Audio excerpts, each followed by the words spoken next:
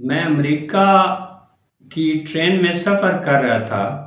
एक स्टेशन पर एक 90 साला बुढ़िया मेरे करीब आकर बैठी। इसने मुझसे पूछा, बेटा तुम मुसलमान लगते हो। मैंने कहा, जी अल्हम्दुलिल्लाह मैं मुसलमान हूँ। वो कहने लगी, सुना है मुसलमान वादों के बड़े पक्के होते हैं। मैंने कहा, जी बिल्कुल। उसने कहा, तो मुझसे एक वादा करो। मैंने कहा, जी कहिए।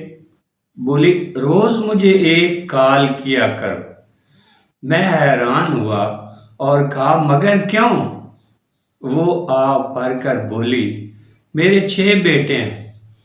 मेरे सबसे बड़े बेटे बहुत बड़े अफसर हैं और 6 के 6 ही बड़े बड़े अफसर हैं। एक बड़ा घर है, मैं बिल्कुल अकेली रहती हूँ। मेरे पास इतना वक्त है जितना मेरे बेटों के पास नहीं। वो मुझे याद ही नहीं करते। अगर तुम मुझे कॉल कर दिया करो तो मुझे ये यकीन रहेगा कि दुनिया में कोई तो है जो मुझे याद करता है। यही यकीन मेरे दिल को सहारा देगा। दोस्तों, ये अल्फाज मेरे दिल को काट गए। सोचने लगा कि वो माँ जिसने अपनी औलाद को पाला पोसा, पढ़ाया लिखाया, जवान किया, वही औलाद आज बुढ़ापे में अपनी माँ को भूल गई।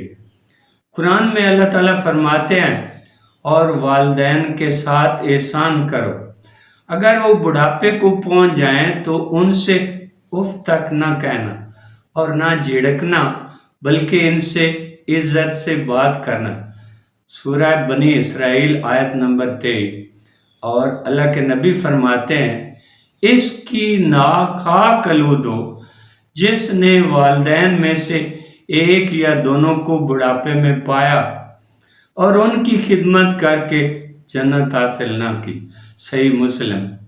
मेरे अजीजों, ये कहानी हमें झंझोड़ती है कि बुढ़ापे में वालिदैन की खिदमत सबसे बड़ी नेकी है।